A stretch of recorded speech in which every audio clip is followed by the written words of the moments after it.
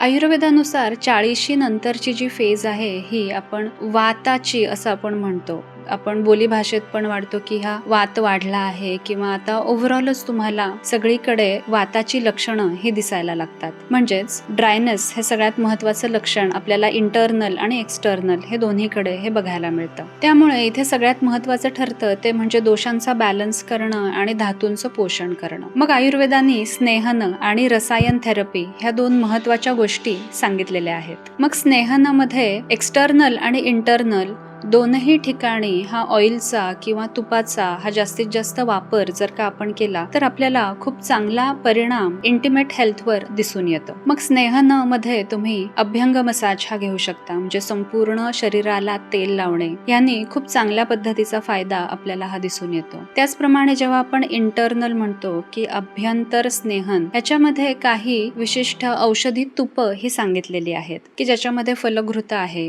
पंचतिक्त घृत आहे, महातिक्त घृत आहे, की इंटरनल ल्युब्रिकेशन ह्यानी चांगल्या पद्धतीने होतं. त्याचप्रमाणे वाताचा जो काही इम्बॅलन्स आहे तो चांगल्या पद्धतीने कमी होतो आणि रसायन म्हणजे सप्त धातूंचं पोषण सुद्धा आपल्याला यातून मिळतं. विशेषतः ड्रायनेस, इचिंग आणि बर्निंग सेन्सेशन ह्याच्यामध्ये ह्या स्नेहन म्हणजे इंटरनल ल्युब्रिकेशनचा खूप चांगल्या पद्धतीने उपयोग होतो.